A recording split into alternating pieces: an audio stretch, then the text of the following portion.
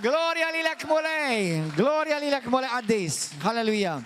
Nilqawkom eżis aħwa Maltin u għawċin, daw kolla li intom nissegwu fuq il-televizjoni, fuq il-YouTube, fuq il-Facebook. All right, grazzi Ġesu. Issimaw sewa birraqqa lejla il-kelma tal-mulej ħankomplu nibnu fuq dak li bdejt jitkellem dal-aħħar. Għalix iktar ma nitkellem fuqa, iktar nindona kemm għaw verament bżonn. U l-lum ħammurru daqxej, ħanħafru daqxej fil-pedamenti ta' dan it-talim tal-ġustifikazzjoni tal-grazzja fi Kristusina. Għalek, bil-Bibja videjkom, ħandaw nlestu nqalbu il-kelma, kulħadd jgħid talba warajja minn qalbek. Mr. Addis, grazzi ta' dan il-privileġġ. Kellimni il-lejla mill-kelma Addisa tijak.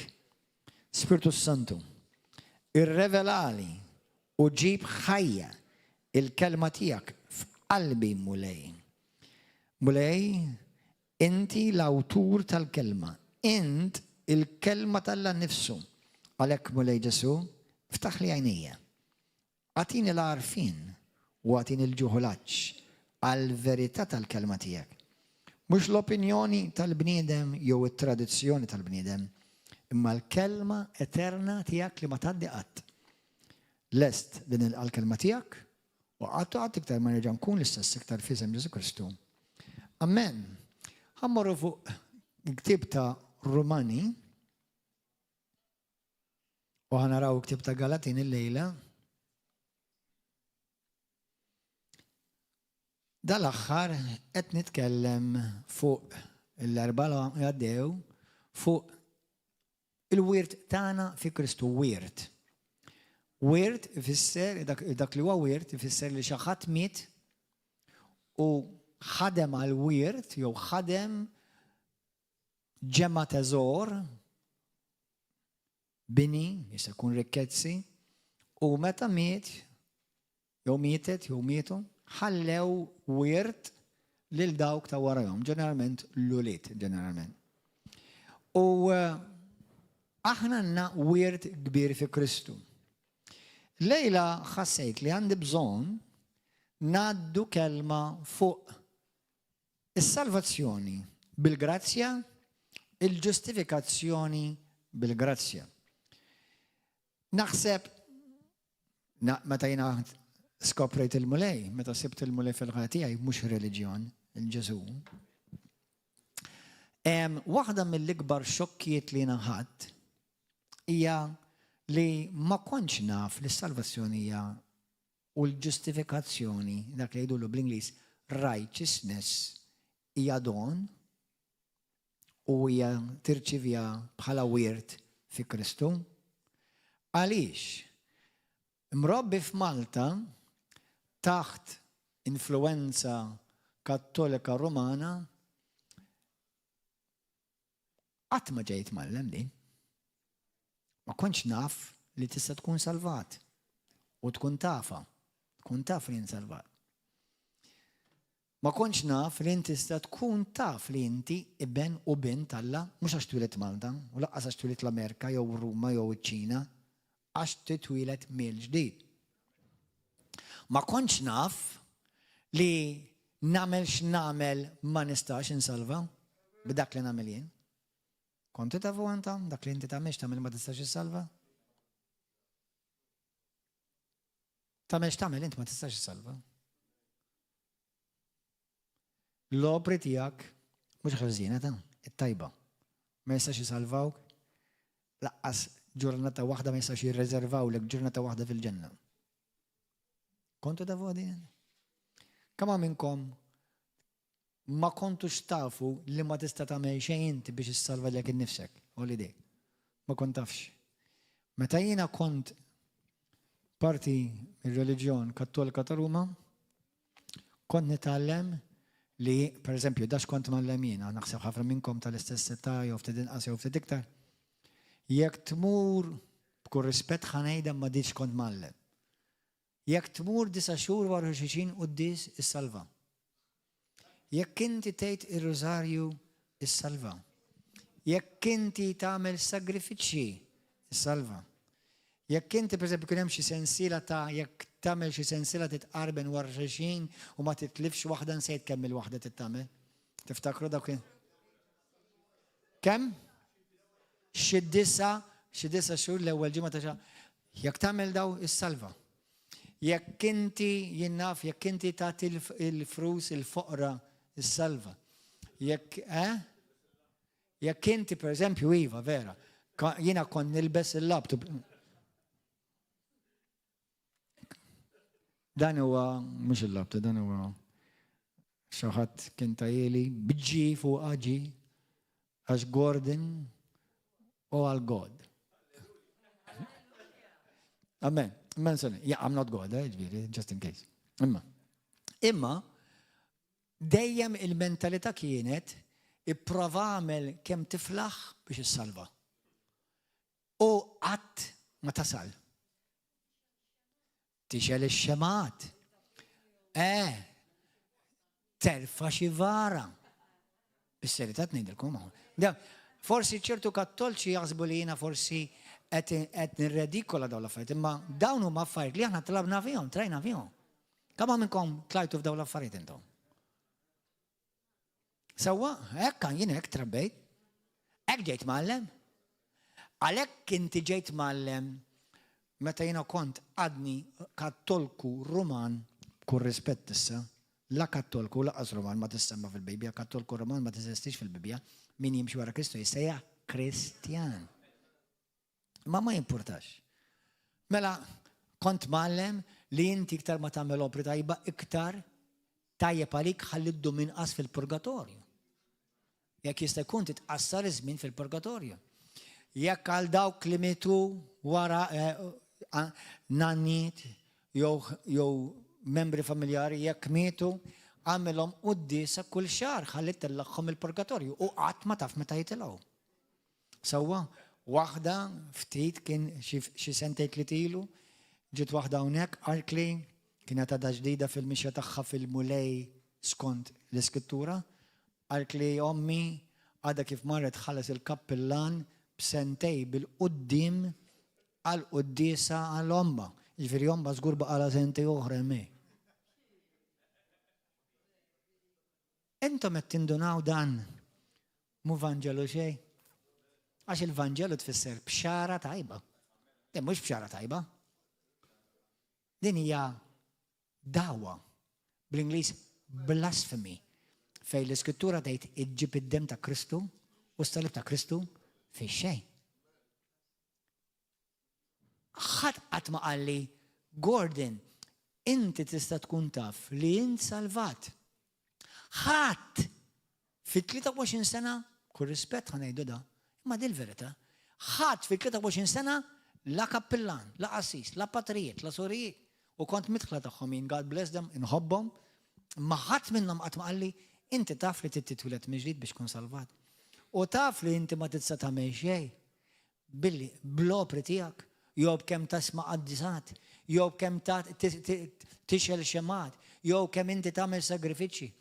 Taf intom għaliex ħafna nies, grazzi mulej li spiċċaddi, ma tantx għadek popolari Malta, hemm pajjiżi fis-South America għadha teżisti, fejn jimxu wara statwi u jsawtu lilhom infushom.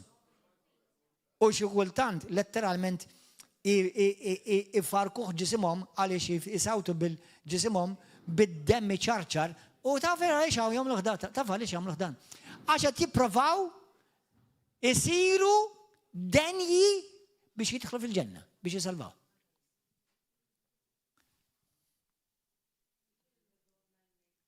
Kabix, aħwan. Allura, nistaqsi, għal dawk li intom tħobbu l-verità. Sewwa, intom tidu tifmu. Number one, jiena nemmen mhux kulħadd denju għall-verità. Biex inti tkun denju għall-verità, l-ewwel pass li tittamel, inti tittamel deċiżjoni jiena nobgħod iddik il-gideb. Tittobgħod il-gideb għax inkella m'intix denju għall-verità. Inkella inti bħal ma tsun tibla kull ma tisma'. U ċertu nies jekk jisimgħu il-Zeppi għax Zeppi mela Zeppi għala, ora mela għalla Zeppi nammina. Imma mbagħad għax għala dak, għala mill-Bibja li dak mhux bħalna jew dik mhux bħalna u dak mhux b'magħna. Ma jemnuwix, għafolja tista' tikkwotalhom minn kaver sa kaver xejn il-Bibja.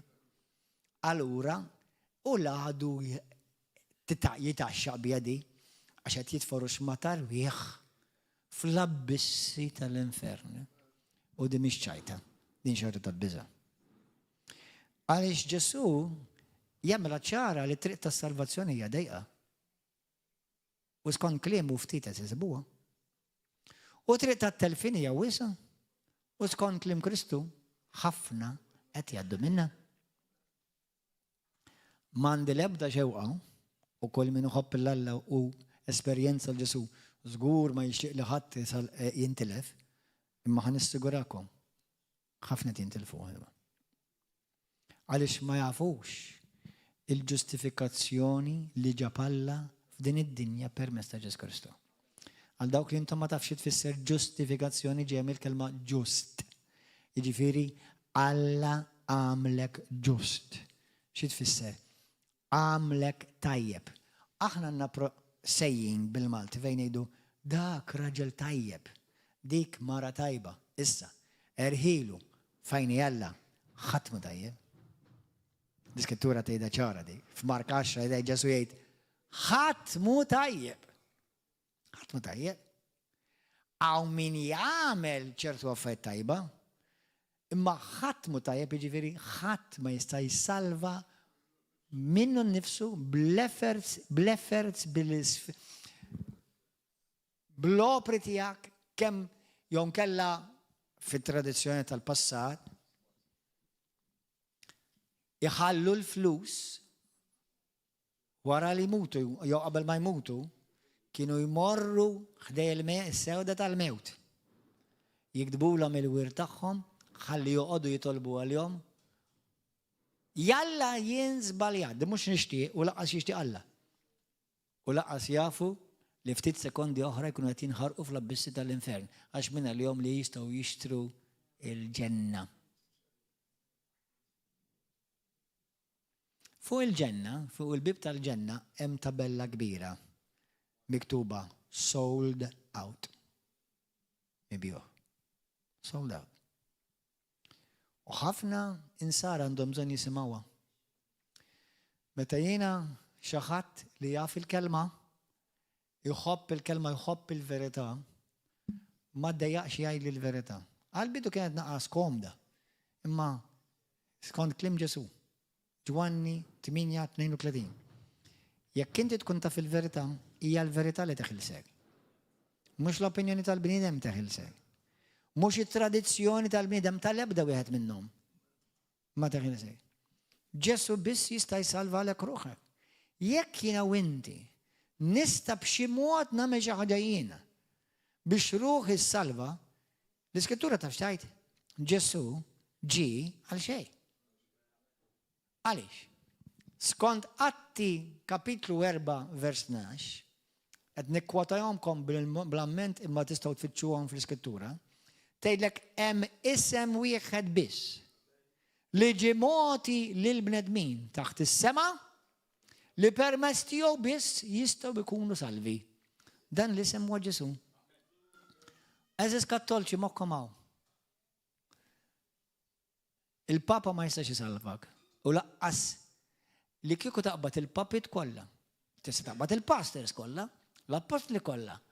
U kollha kemm huma jxerdu demmu għalik, laqqas jista' jiġi maħful lilek dnub wieħed. Għax il-bniedem ma jistax jibdi l-bniedem, kellu jkun Alla nnifsu biex jibdi l-bniedem, għalhekk Alla sar bniedem u għammar fostna. Kellu jiġi Alla. Jekk xi ħadd jiġi jgħidlek inti biex issalva tittamel hekk u hekk. Inti biex issalva tkun Musulman. Inti biex issalva u tmur il-ġenna titmur il-moskeja jew tmur il-quddies jew titmur il-fellowship. Sewwa. Il-mument li għamilha is-salvazzjoni skont x'tagħmel int, il-Ġesu ġabu żero. Seta ma ġi xejn. Ġesu seta ġi ma xi ġej. Jekk xi ħadd iġi jgħidlek jekk inti tagħti l-flus il-foqra, inti tista' ssalva. Tajjeb li tagħti flus il-foqra u bosta minnkom din il-Knisja tagħti bosta flus eluf kbar lil-foqra speċjalment fit-tielet dinja, speċjalment Third World War, fil-missjonijiet li aħna nissapportjaw. Eluf kbar fis-sena. Però ħana ngħidilkom, l-ebda penny minnhom ma jista' jsalva wieħed minnhom. Irridu jisimgħu l-Vanġelu ta' Ġesu Kristu li ġej mis-sema u jaċċettawh u jemnuh biex jisalvaw u jiġu ġustifikati. Bl-Ingliż tissejjaħ il-kelma righteousness. Ħobba toġobni ħafna dik il-kelma righteousness għaliex tfisser li inti Alla għamlek ġabek f'pożizzjoni kulħadd jgħidha warajja. Righteousness ħanejda bil-Malti tfisser li Alla ġabek f'pożizzjoni favorevoli fajneħ qoddiemu permezz ta' xamelu għalik u mhux xamilt int għalih. Isimgħuna sew. Dawn affarijiet forsi inna ma jgħiduhom u kell ħasejt fl-ispirtu tiegħi għandek bżonn tgħidhom. L-Iżlam jgħidlek tittamel titiżomm il-5 pillars, jgħidulhom pilastri tal-fidi. Tittamel ruxma ta' affarijiet u hopefully meta tasal quddiem Alla jkun hemm miżin u jekk iktar ma tagħmel opri tajba aktar il-miżin jola u l-ħażin. Il-Buddiżmu l-istess, għamel opri tajba u jkollok ħajja tajba sabiħa wara. Il-Kattoliċiżmu sfortunatament huwa l-istess.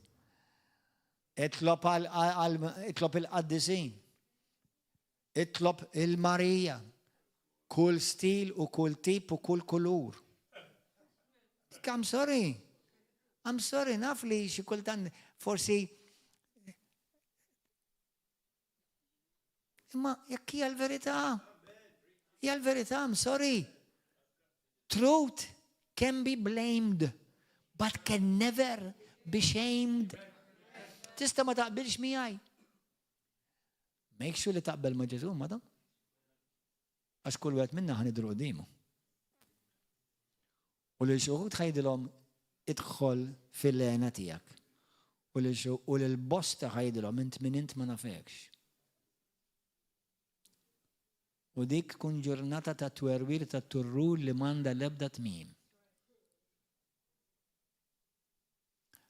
Għaliex bosta pritkaw Vanġelu tal-opri, x'tagħmel, x'takkwista, kemm inti tajjeb inti bit-tajjeb tiegħek u ma tistax issalva lilek innifsek. Għalhekk Ġesu huwa l-unika Salvatur. Moħħkom hawn, jekk Ġesu Kristu huwa l-unika Salvatur, skont Atti 14, Ġwanni 14:6. Jien huwa triq, jien huwa l-ħajja u jien huwa l-verità. Ħadd ma jmurant missieri ħlief permezz tiegħi. Ħanamlu daqsxejn differenti, trid? Ara ġejja eżis Kattolċi, eżis għal Alla, inkluż Protestanti, inkluż Ortodossi, inkluż xi wħud anke Evanġeliċi.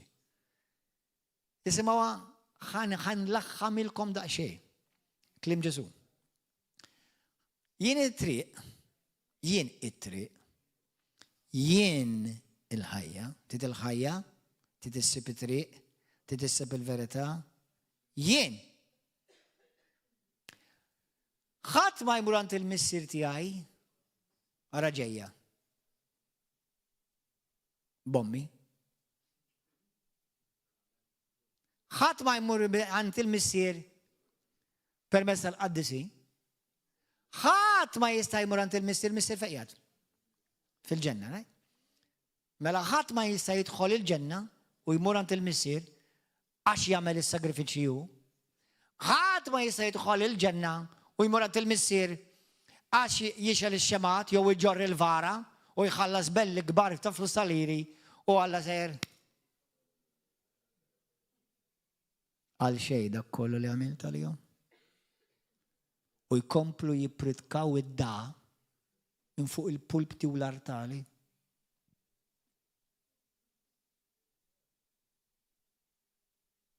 blasphemies.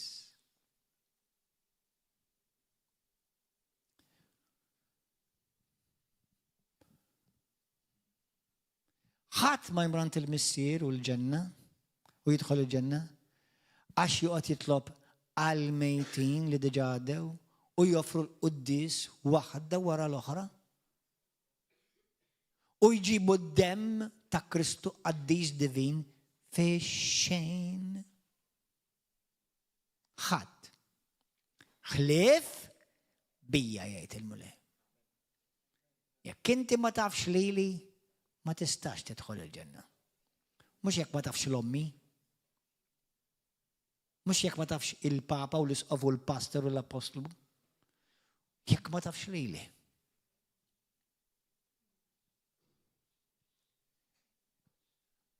Inti tista' taf, tista' tkun taf. It-sija tiegħi, il-kuġin tiegħi, il-ħija. Imma biex tidħol f'dari lili tkun taf.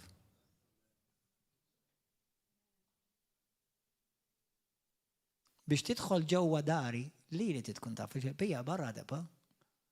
Ma tagħmel l-ebda differenza kemm taħseb li hija huwa ħelu jew oħti hija ħelwa u kemm inti ħbieb magħhom. Li tkun taf, u jien irid nkun iktar u iktar irid ikun naf jiena lilek għax naf dak.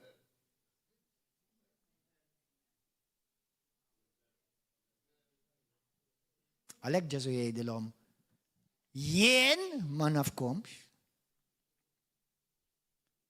U għal dawk tafu ġtejt l-Iskrittura Mattew 7:23, taf x'jgħidu minn vers 21.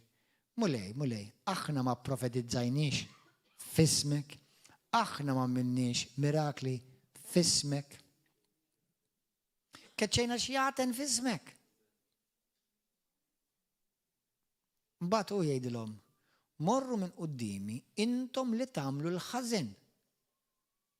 Għax jiena lilkom ma nafkomx. Però nnotaw dik hija skrittura mlaħma. Imma nnotaw waħda mill-problemi maġġuri. X'għamilt jien.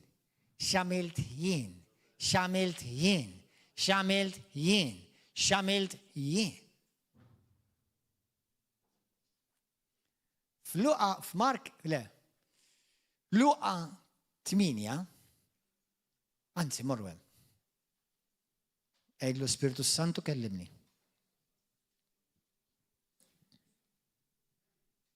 Spiritu Santu kellimna. Iftaħ l-imħuħ tal-poplu tiegħek qabba missier.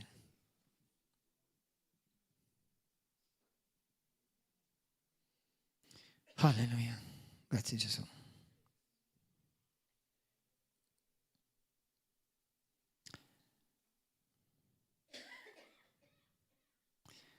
Luqa 18, skużawni, mhux 8, insejt wieħed barra. Vers 9. Luqa 18, vers 1. Vers 9. Għax bħalissa qed nitkellem taħt l-ispirazzjoni, mhux taħt in-noti. Kien hemm uħud li kienu isimgħuha jafdaw fihom infushom. Li huma ġusti. Li huma righteous. U kienu jmaqdru lill-oħrajn.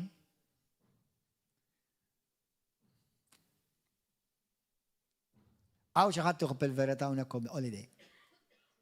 Għax ġejja verità li ħadd ilfes il-kallijiet. Mhux kulħadd qed jolli deh. Tħobbu għall-verità intom?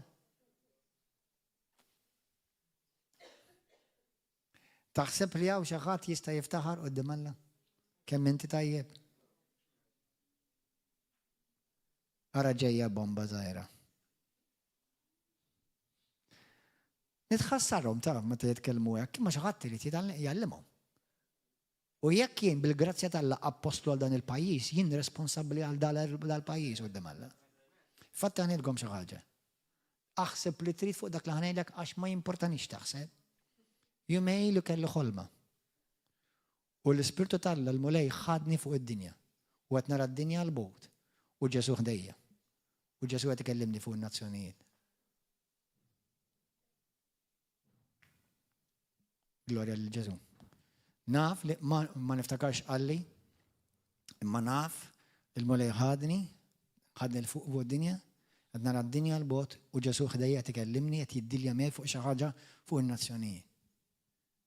Jekk jien verament bil-grazzja tal-Alla u l-glorja tal-Alla apostlu dan il-pajjiż, jien qed nagħti renda kont fuq dan il-pajjiż.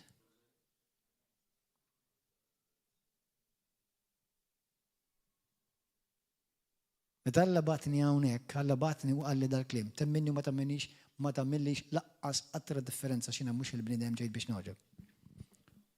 Imma għalli ħanibatek Malta meta jiena kont komdu l-Amerika, għalli għax il-poplu tiegħi stess Malti ma jafnix.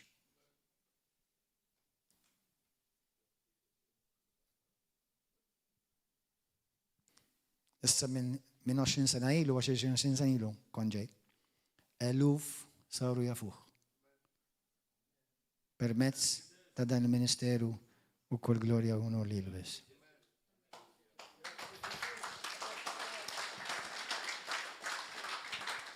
Jekk tittajjarni, go for it.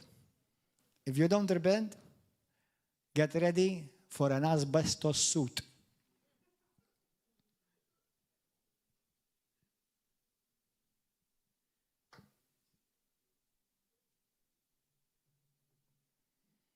Vers 9. Kien hemm uħud li kienu jafdaw fihom infushom li huma ġusti u kienu jmaqdru l-oħrajn. Eżis aħwa Maltin u għawċin. Vera tniktu lill-Alla meta tgħidu I'm proud to be Roman Catholic. Proud of what? Mala ma tafx li proud weħeda tiġa biżejjed biex jitfaq fl-abbisi dal-infem. Proud, pride. Alla jabborri il-gburija u s-supervja ta' kull tip. Sew jekk jiex tal-perverzjoni u sew jekk jiex reliġjoni. Daw ma farizej qed jiftaħru kemm huma tajbin. Daw ma lut. Le laqqas il-lut ma jistax jisalvaw jekk ma jmilux irkub tewhem u jistqarru bil-sinhom Ġesu Kristu u għal-mulej. Jekk il-lut huma magħżula tfisser vera mbirkax huma magħżula imma għandhom responsabilità ħafna ikbar minn kull pajjiż. U tħares lihom, ħares lej il-mera għax int ukoll magħżul u int għandek responsabilità iktar minn ħadd ieħor.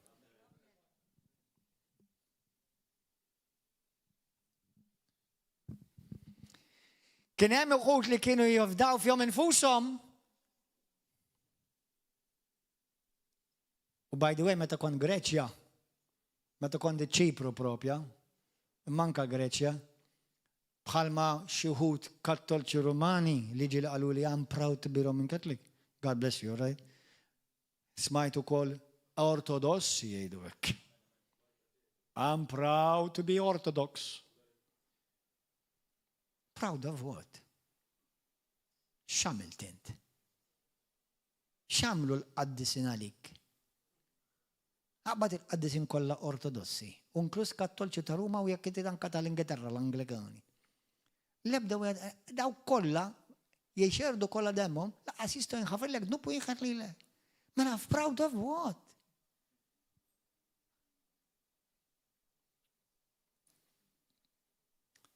Pawlu jgħid, jekk irid niftaħar, ħaniftaħar bi Kristu Ġesu biss.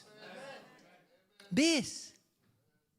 Midluk, żgħir, midluk medium, midluk kbir, midluk extra large, ma damx differenza.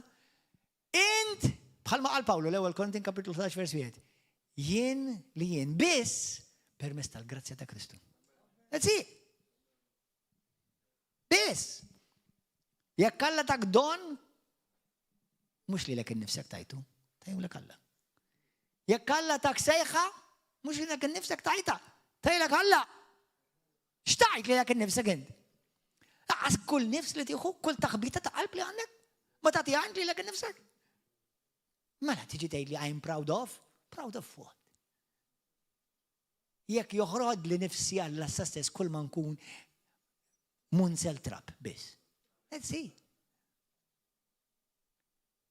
Di tal-proud tittinqata. U anka speċjalment dawk il-passaġġi u proċessjoniet tal-pride irridu jinqataw. bħalma titqataw diġà f'ċertu pajjiżi nirringrazzja lil Sidna Ġesu Kristu. Pride of what? Mela pride fuq religion, pride fuq sessualità, pride fuq ġenru, pride fuq xi partit. Xi pride? Pride. Alla jabborrija l-pride. Kwalinkwa tip ta' inclus, I'm proud to be river of love. No, you can't be proud. Jekk int river of love, ingrat, kun grat. Kun grat u għedlu mulej grazzi tal-li għaziltni. Jekk inti ta' fil-kelma, kun grat għedlu mulej grazzi li ftaħ li għanija. Si, mux proud. Nafu li xikultan nużaw għal-kelma mot laxka ġenerali. Xikultan titfalti għedlu, I'm proud of you. Nifima, I'm proud. Imma, nifima, mux għednejlek li għettamel nubdaqsek. Imma, għodu attenti mill-pride. Anyway, u Ġesu għalilom parabola, għara Ġesu, għarġej. Zewċ irġiel, u għed farizew ġivi bħal Pawlu. Farizew ġiviri, u għed li huwa strict fil-religjon ludija, strett ħafna. Iżom mill-liġi, kelma, tikka, koma u kol. Kien għed farizew, u liħor publikan, daw kienu apposta xeġin. Publikan. Talaw fit-tempju biex jitolbu t-nejluma. Il-farizej wieqaf talapek f'qalbu, il-farizej, dak li jaħseb li huwa tajjeb, dak li jaħseb tajġ kamina reliġjuż, jiena nżomm il-festi kollha, jiena nżomm is-sabat, jiena nagħti d-deċma, jiena nagħmel ħafna sagrifiċċji, jiena nagħmel ħafna karità. Aħna nsumu, jiena nsum. Isimgħu ġejja. Isimgħu. Allura ħażin l-sum, pastor. Ħażin jekk tiftaħ ħarbija. Mhux hekk issum. Ġesu għalinna l-disċipli tiegħu jisumu. Mhux toqgħod iddoq it-trombi, għax imbagħad ma jiswilek xejn, titlef il-melt u quddiem Alla. Jekk inti tagħti l-karità, u żgur li tajjeb tagħti l-karità. Grazzi Ġesu, minnu vera Alla qalbu toħroġ biex tagħmel il-ġitu tgħin il-minu fil-bżonn. Imma toħroġ iddoq il-trombi bijata. Għad attent. Għax titlef il-mertu tiegħek quddiem Alla ma jiswilek xejn imbagħad. Sewwa. Il-Fariżew wieqaf talapek f'qalbu u Alla nizzeħħaj. Ismani, nirringrazzja l-Alla kemm jiena tajjeb. Tajjeb ukoll di. Oh Lord have mercy. Help me Jesus. Wieqaf talapek f'qalbu u Alla nizzeħħaj li minix bħal bqija tal-bnedmin. Ħallila. Inġusti, zinja, jew ukoll bħal dan il-publikan, dan.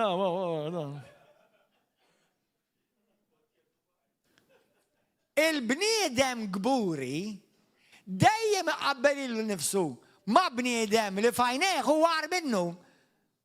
Il-bniedem umli iqabbel ilu nnifsu ma' Kristu.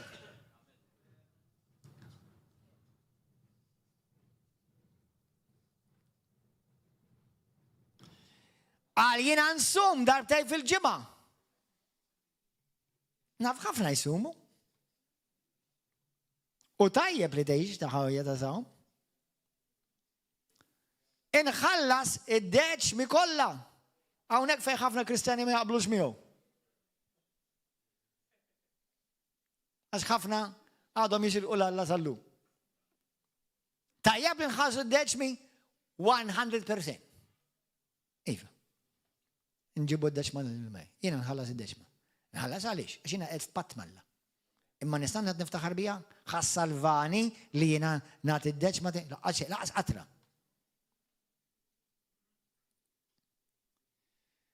Min kull man daħħal. Iżda l-publikan, bil-wifqa fil-bot, anqas bis rit jerfajneħ lejn is-sema. Imma beda jħabbat fuq sidru jgħid u Alla. ħenna lija. Għaxina midneb. Liħor kien midneb jew le. Amazing.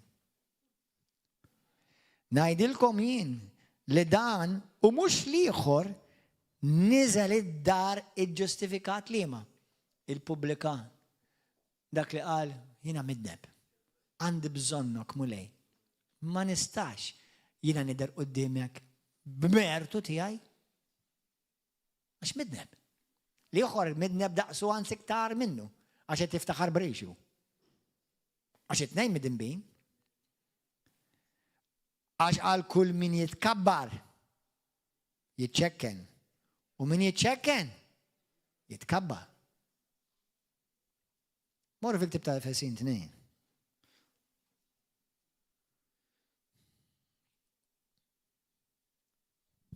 L-ebda opra tajba, l-ebda reliġjon, l-ebda ammont ta' visti ta' knejjes ma salvalek ruħek għatra iktar.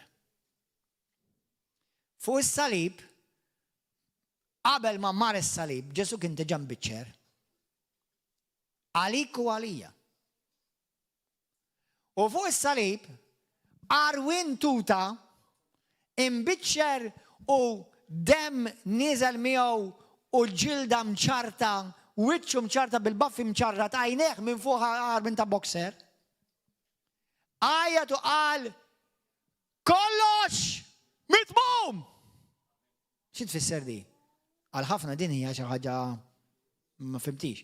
Bil-Aramajk jgħid tetelestaj. Bil-Grik jew bil-Aramajk? Ħalles. Kollox imħallas. Kollox imħallas. Xi tfisser? Xi imħallas? X'ħallas Ġesu? Mela jekk ħallas għad-dnub tiegħek. Taħseb li inti Ġesu ħalla xi ħaġa biex inti tkompli tħallas għajn?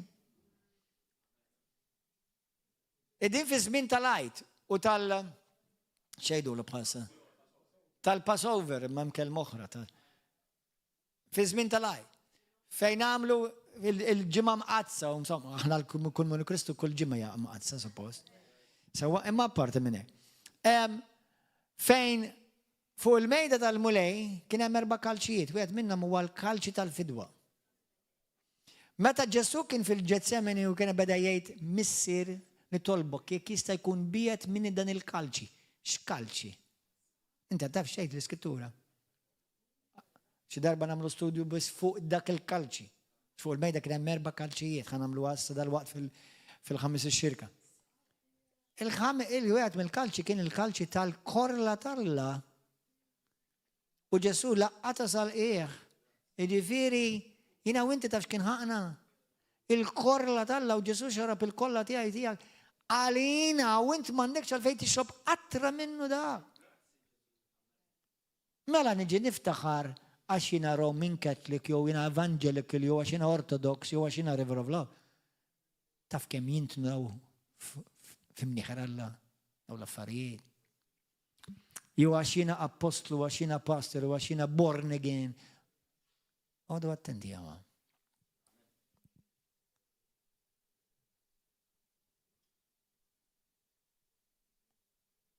Għax min ikabba li nifsu, Alla jbaxih. Ma min jitbaxxa, Alla jgħallih.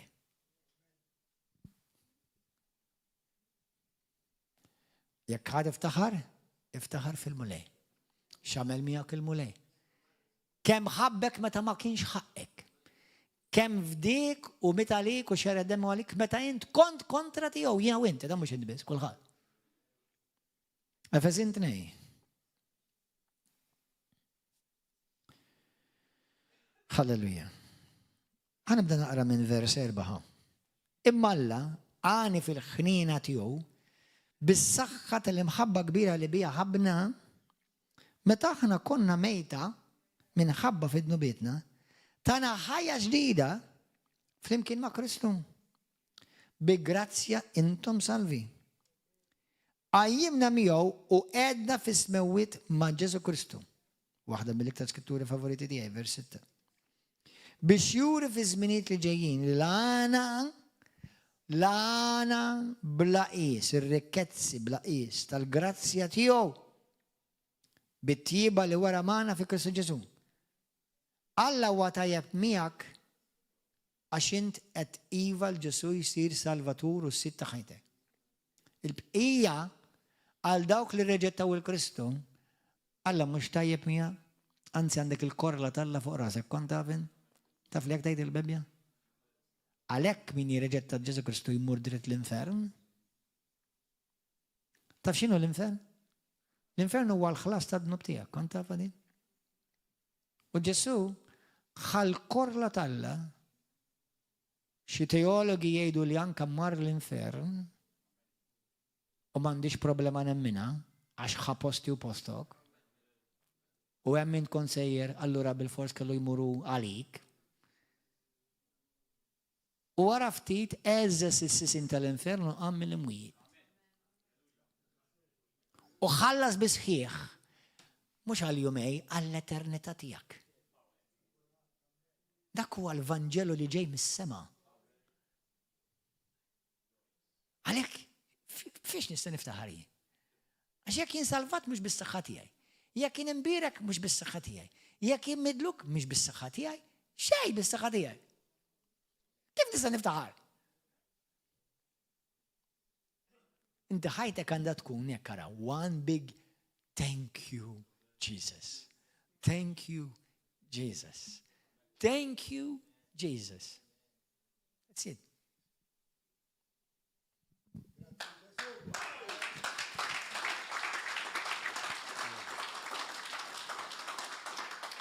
Gloria lilek Abba Messir. Biex verse mela, ħanerġa' naqrakom 6. Vers 7. Biex juri fi żminijiet li ġejjin il-għana bl-qis tal-grazzja tiegħu bit-tjiba li wara magħna fi Kristu Ġesu. Ara ġejja ħwa, di li liberatni. Meta jiena kont għadni ngħix Houston, Texas ġewwa l-Amerika, kont ballerin mal-kumpanija tal-bale Houston Ballet. U dik il-mara li intaqat miegħi fuq il-Greyhound bus u kelmitni fuq Ġesu u kelmitni bħal waħda isa poġġuta miegħu.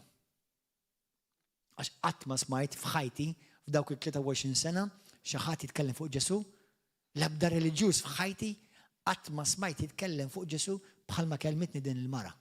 Qatt. Kellha madwar 72 sena, naħseb illum qiegħda fil-glorja mal-mulej. U bdiet kellimni fuq Ġesu. U jina l-balalu taf xettilhom, I'm proud to be Roman Catholic.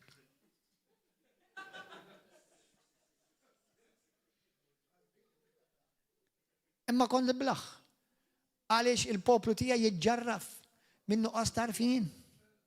Ħossejja 4-6 imma mar żawwa. L-ignorant jiftaħar bl-ignoranza tiegħu. L-għaraf jala ħalqu u realizza li l-għaraf veru u għadak li għaraf il-Sidu Ġesu Kristu.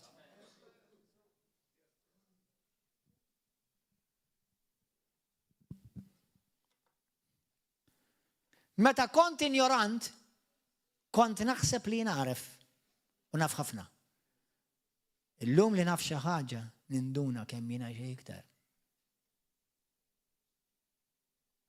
Kemm għadek ma taf xejn u ma taf xejn u m'għandek xejn u minn xejn. U jekk kien xi ħaġa kollu b'mertu ta' Ġesu Kristu.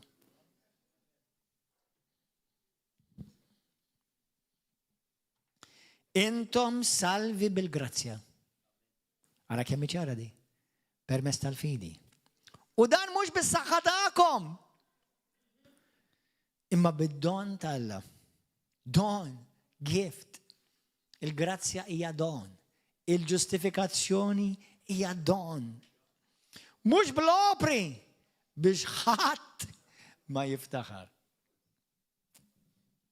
Ħadd ma jiftaħar. Tgħid mhux ħadd mur quddiem Alla u tgħidlu erfajt il-vara tommok ta'.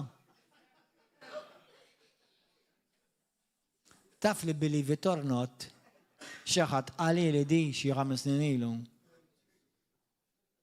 Meta tlu inti salvat, taħseb li jekk tmut tmur il-ġenna, għalli li żgur daħħalni, qedlu għala jien. Għalli jiena nerfa' il-vara tommu.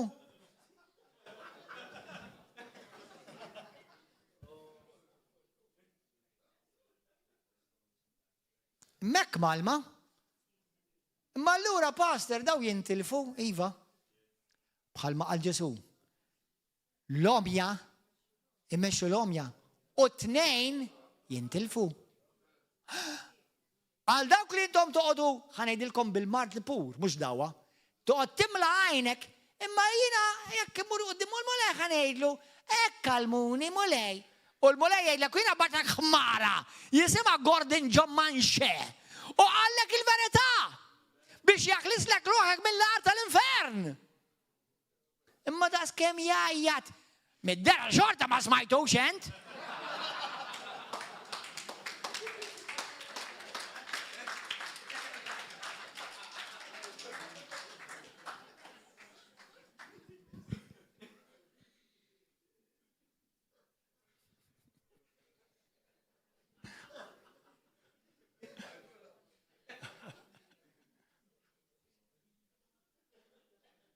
Biex għal dawk li intom imma jiena xieħ għallum, jiena xieħ anzjan, issa ħaninbidel. Issa tinbidel, issa għandek iċ-ċans. Qabel ma tmur fl-eternità ta' ruħek tal-eternità. Mela ma tinbidilx jekk trid tkun kapaċi tkun omli. Għalhekk ħadd ma jista' jsalva jkun gburi, tkun omli. Għax tirrealizza ma tistax issalva lilek innifsek. U tittumilja ruħek biex Alla jsalvak u jarfak. Ma ngħidlek għaliex kif tista' tinbidel anke jekk għandek 99 u tara dal-programm illum. U tista' tinbidel u anke jekk għandek 80 u jekk anke qiegħda f'home, jew qiegħed f'home, jew qiegħed il-ħabs. Ngħidlek kif tista' tinbidel. Li kieku inti għandek 100 llum u qed jieklok kankru u taf li baqalek ftit minuti oħra ħajja qabel ma toħroġ ruħek. U għandek 100. Mhux ħajja sabiħa ta' 100. Mhux ħajja sabiħa 100 sena sabiħa 100. U inti jiġi xi ħadd xi professur ħdejk jgħidlek isma' għażiż oħt, għażiż ħija għandi bxara sabiħa likta għadhom kif skoprew il-kura tal-kankru tiegħek. U fi ftit sigħat jekk tieħu din il-kura, ħajtek tinbidel u tqum minn dak is-sodda. Inxtajdlu, mulessa, la ħammut. Għax issa mhux hekk drajt. Jien kont lest, jiena mhux hekk drajt, issa la ħammut. Jew tgħidlu li ħanoħodha da, ħanejx. Avolja għandek 100. Avolja ilek hekk. Xorta trid tfiq. Xorta tittajx kieku. Għaw xi ħadd ikollok ħeta kbira u inti taf li qed tmut b'xi marda u xi ħadd jiġi jgħidlek għandi din il-kura, tista' tfiq u ma tmutx. Toħodha kieku? Għaw xi ħadd joħodha kieku? Avolja kollok 80, ta' 80 toħodha kieku xorta? Jekk ikollok 90 toħodha xorta? Għaw xi ħadd? Xorta toħodha? Mela tista' tinbidel. M'għandek skuża quddiem Alla? Tista' tinbidel jekk trid. Daw kollha skużi quddiem Alla għax jien issa drajt u għax jien hekk kalmuni. Int u minn għalmek kontabli iktar minnek. Imma llum sir kontabli daqs l-ikbar wieħed li jaf għax smajt il-verità.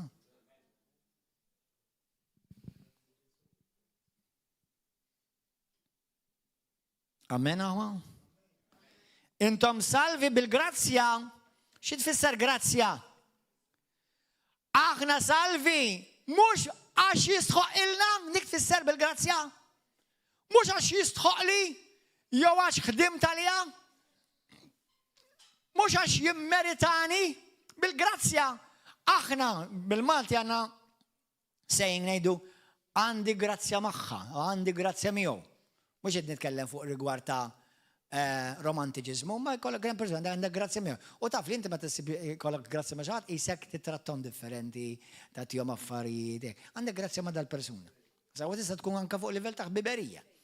Imma grazzja tfisser inti tagħti xi ħaġa li dik il-persuna ma jisħoqlix. Għax il-grazzja mhux min jirċivija, il-grazzja min jagħtiha. Alla lili u lilek tagħna xi ħaġa, offrina xi ħaġa li mhux għax jisħoqli, jew għax jimmeritani, għax fl-imħabba kbira tiegħu u fl-għana tar-rikkezzi tal-ħnina tiegħu, offrinna dan id-don, kulħadd jgħid don. Rigal, gift, jekk huwa don, jekk huwa rigal, jekk huwa gift, ma tistax taħdem għalih. Tista' biss tirċevih. Għax jekk taħdem għalih ma jiġix don, jiġi premju. Il-ġenna mhijiex premju. Il-ġenna hija don. Premju. Jekk ħanamlu premju għax irbaħt it-tiġrija, x'għamilt? Ħdimt għat-tiġrija, stankajt għat-tiġrija, batejt għat-tiġrija u ħadd il-premju. Fil-ġenna hemm premjiet. Imma l-ewwel tidħol fit-tiġrija. U ma tidħolx fit-tiġrija jekk inti min tiġi mwiled minn ġdid. Mbagħad għal dawk li jiġru, inti ma tiġrix kontra ħuk u kontra ħtok, tiġri kontra l-kurrent tal-għadu biex tirbaħ il-premijiet li hemm, imma l-ġenna mhix premju, il-ġenna hija don. Jekk inti taqdi lil Alla b'mod fidil, committed f'dak li sejjaħlek tagħmel, tibni l-ġisem ta' Kristu, ġib glorja lill-Alla, ma tuħux il-mertu int, ma tipprovax tippuxja l-aġenda tiegħek. U tumilja ruħek, inti qed tiġri tiġrija. U Alla ħajtik, mhux salli bis-salvak issa, ħajtik il-premijiet. Imma qabel ma tidħol ma tirċivi l-premijiet tkun ġewwa. Għal dawk li mhux salvati m'hemm l-ebda premju. Telfin kontinu, kompletament. Telfin biss. Mela, intom salvi bil-grazzja. Mela, salvi mhux mertu tiegħek, mhux bis-saħħa tiegħek, mhux għax jistħoqlok. Permezz tal-fidi, kif? Bil-jament. That's it. Bil-jament. Bil-jament, that's it. Billi temmen, imma mhux temmen mentalment. Le, jina nemmen fil-bambin, jina nemmen fallata. Le. Temmen b'konvinzjoni, l-iskrittura tgħidlek Romani kapitlu 10 versi 10, minn qalbek. Temmen b'qalbek. Temmen minn qalbek verament, konvint. L-imbiċċa ħli qed naqra issa, Efesin 2 vers 8. Permezz tal-fidi u Romani 10 vers 10. Permezz tal-fidi u dan mhux bis-saħħa tagħkom qed tindunaw kemm hija tjara, mhux bis-saħħa tiegħek. Ħanilkom aħwa. Il-Papa, l-isfijiet, apostli, pastors, missjonarji, ħadd minna mhux salvati għax aħna naqdu l-Alla. ħadd minna salvati għax aħna naqdu l-Alla. ħadd minnkom hu salvati għax irranġaw is-siġijiet jew tbajjed il-kamra u tagħmel id-dawl. ħadd minn dak ma jistax isalvak xejn. ħadd minna mhu salvat għax nagħtu ħafna flus lill-foqra. ħadd xejn. Salvat biss kulħadd bl-istess miżura, b'dak li għamel Ġesu biss. Biss. Il-kumplament ta' ħajti hija grazzja kbira, kontinwament b'emili nirringrazzja l-Alla da dak li tani b'xejn li ma kienx jisħoqli. Amen? Halleluja. Permezz tal-fidi u dan mhux bis-saħħa tagħna. Imma don ta' Alla, don. Mhux bl-opri, mhux dak li lax iżomm il-liġi, lax iżomm is-sabat, lax iżomm il-festi tal-lut, u tal-lut, ta' kalima tal-lut, mhux għall-Kristjani tal-lut. Sewa, lax inti ma tikolx ċertu ikel, lax inti tilbes ċertu l-bis, lax inti tmur maċ il-pulċizzjoni u toqgħod tissawar lilek innifsek. Xej, lax inti ssum, xej. Dan huma don tal-Alla biex ħadd ma jista' jiftaħar quddiem Alla. Ħadd ma jista' jiftaħar quddiem Alla. Qed tifhmu aħwa. Morru Galatin 2. Hemm ħafna xi ngħidu da. U naħseb ħaħjar inkomplu nitkellmu fuq dawn l-affarijiet. Galatin 2. Thank you, Lord. Spiritu qaddis, kellem inti. Isimgħuha vers 15. Ħanaqraw dal-aħħar passaġġ u nitolbu. Tkellem il-mulej lejla? Kelmek il-lejla l-mulej? Għal dawk li intom qed tgħidu minti, kif titkellem hekk? Qed xi ħaġa li tmur kontra l-kelma tal-Alla f'xi ħin? Għax dak l-importanti. Il-messaġġ, mhux il-messaġġijiet. Mhux il-postier, il-messaġġ. مش الخمار، المساج. انت الكونتابيلتي مش مع الخمار تتعملها، مع المساج تاع الخمار. 15 احنا لوط باولوات يعيد من تولدنا ومش مدنبين من الجنتيلي.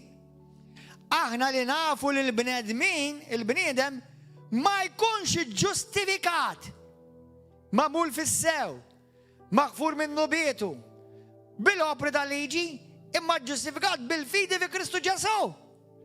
احنا وكل منا في جيسو كريستو سابش نكونوا افوليا ġifieri اللوط اللي يżommhom عندهم 614 liġi l-ebda waħda minnhom ma tista' salvhom. Amen. Aħna wkoll minna f'Ġesu Kristu sabiex nkunu ġustifikati bil-fidi fi Kristu Ġesu eżemawha. U mhux bl-opri tal-liġi. Għaliex bl-opri tal-liġi ebda bniedem ma jkun iġġustifikat.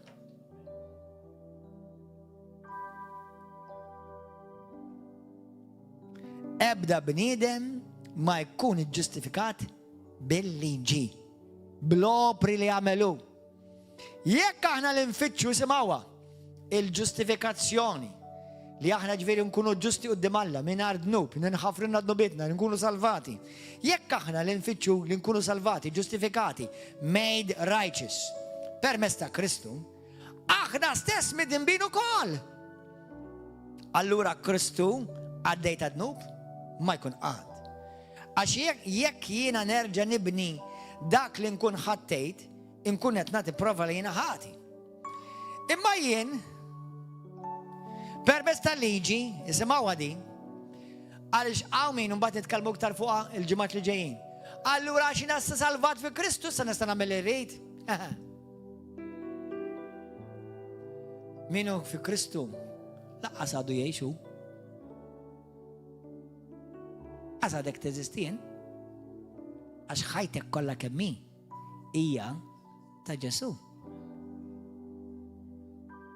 Ara jirnexxilekx tiddaj balla waqt li tgħid jiena ta' Ġesu Kristu. Ara jirnexxilekx tmur tara l-pornografija u fl-istess ħin tfaħħar il-Ġesu Kristu. Ara jirnexxilekx tieħu droga waqt li fl-istess ħin tfaħħar il-Ġesu Kristu tgħidu l-mulej tiegħi u Alla tiegħi. Ara jirnexxilekx tisraq u tqasqas fuq uħuk u tivvendika waqt li tgħidlu l-Ġesu Kristu inti l-mulej tiegħi, jirnexxilekx.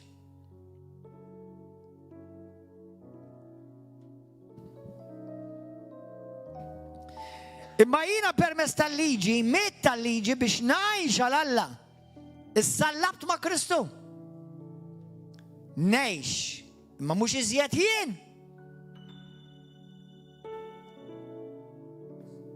Ngħix, imma mhux iżjed jien. Iżda jgħix fija Kristu. Għaliex taħseb inti tissejjaħ Kristjan ta' Kristu, tixbaħ il-Kristu, issegwi l-Kristu. Il-ħajja li issa ngħix fil-ġisem hija tngħixha bil-fidi fl-iben Alla li ħabni u talilu nnifsu għalija. Minix inġib simgħuha di għax bosta tiġibu l-grazzja ta' Alla fix-xejn. Minix inġib fix-xejn il-grazzja ta' Alla. Għax kieku is-salvazzjoni, il-ġustifikazzjoni li jiena niġi salvat kellha tiġi billi żomm il-liġi, mela kieku Kristu kien imut għal xejn.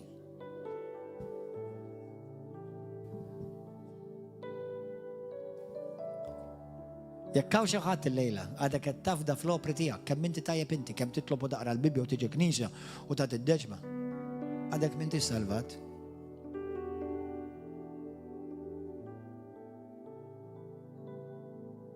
Għandek apparenza ta' kristjanizmu, imma m'intix ta' Kristu vera.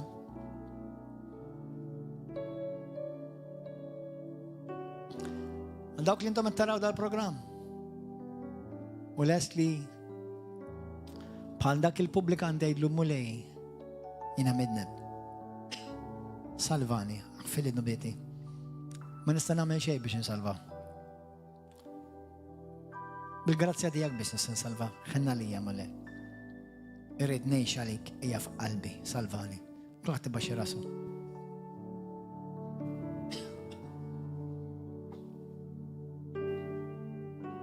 Għaw xaħat l-lejla li pastor, dal-klim nifid li qalbi, għaw xaħat għalli dej. Kelli bżon nisma dan il-klim mulej, għajdillu da. Għaw xaħat l-lejla li pastor irritu nkun zgur li jina salvat. U l-lum nifem li mux bil-grazzja tijaj, bis-saxħa tijaj, u bl-opri tijaj, ma bil-grazzja bista Kristu nista nkun salvat. Għaw xaħat li jina irritu nkun zgur l-lejla. Għalli dej, grazzi Ġesu. Kulħat t-baxxi rasu. Baxxi li ħarira dawl, please.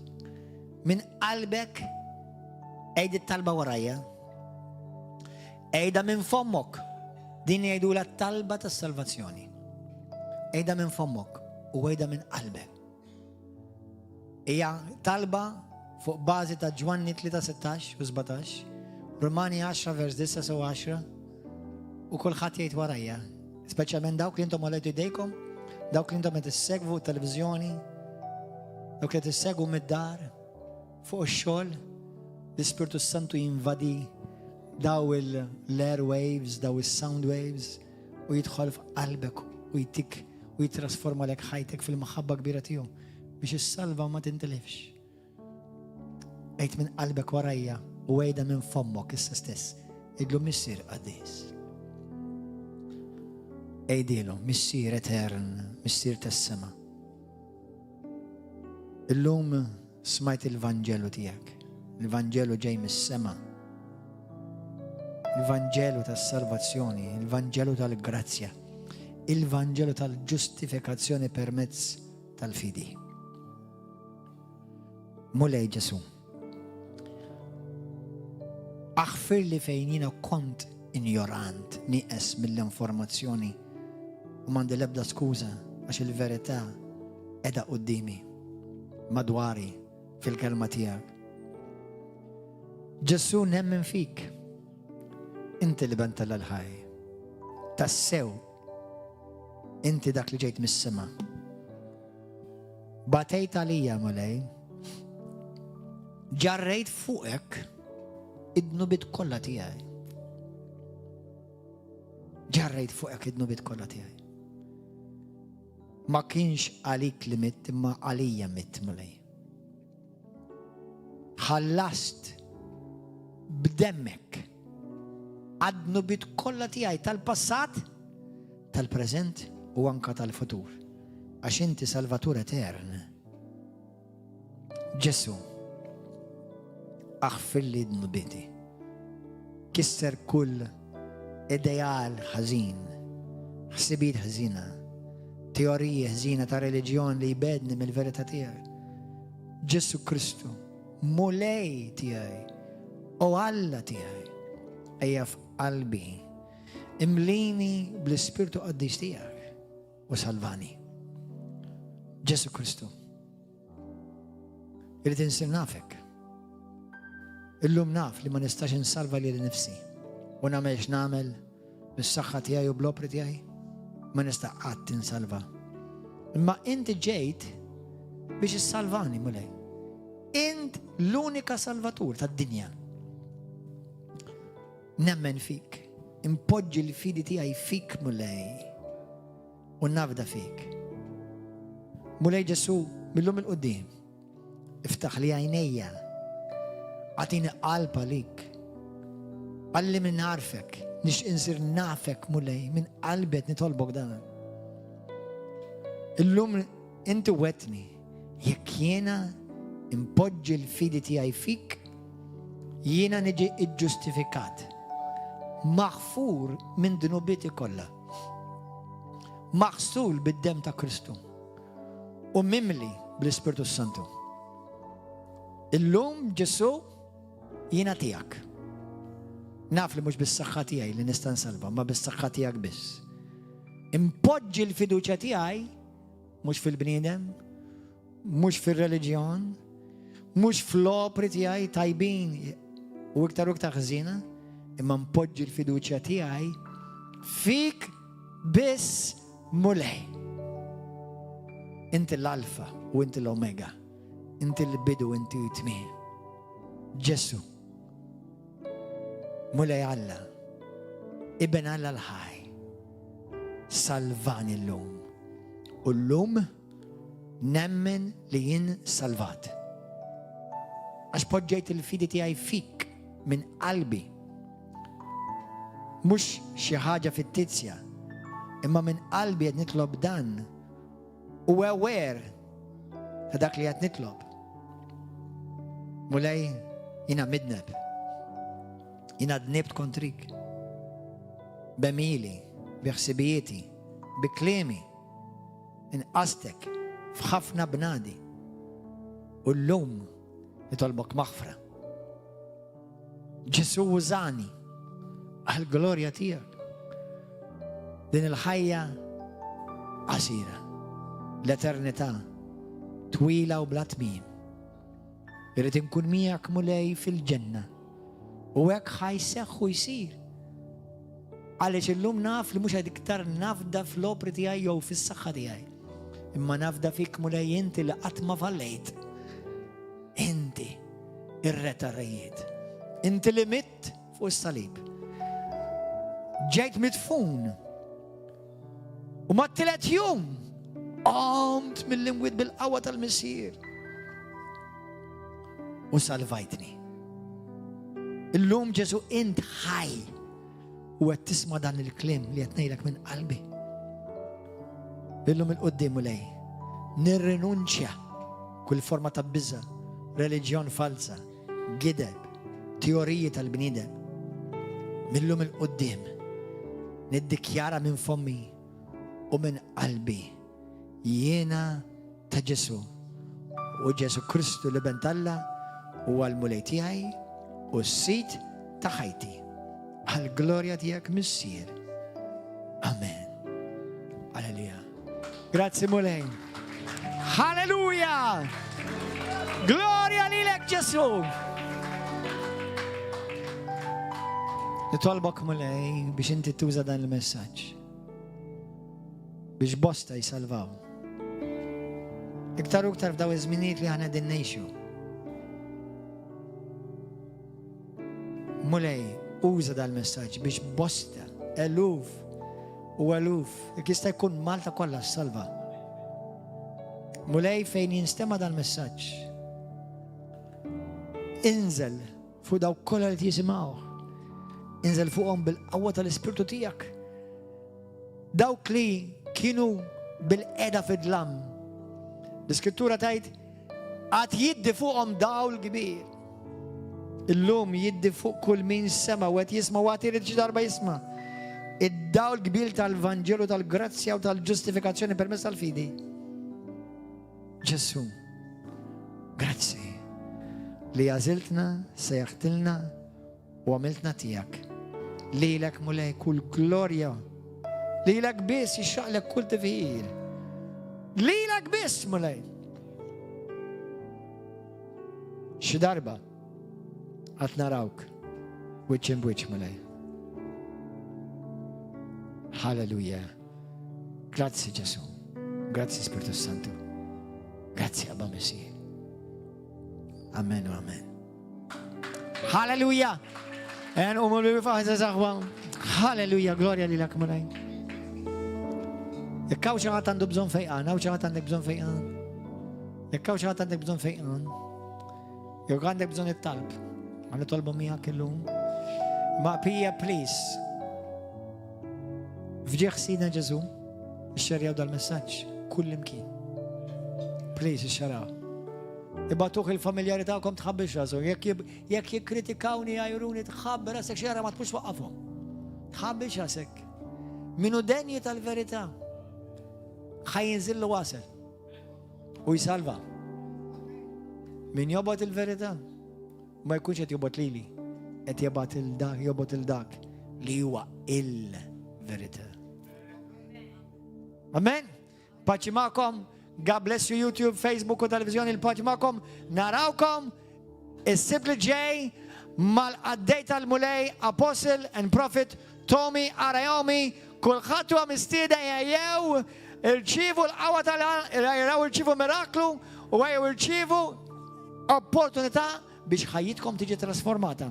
Nar is-sib fis-7 ta' flaxija u l-ħadd fil-10. Il-paċi ma'kom. God bless you.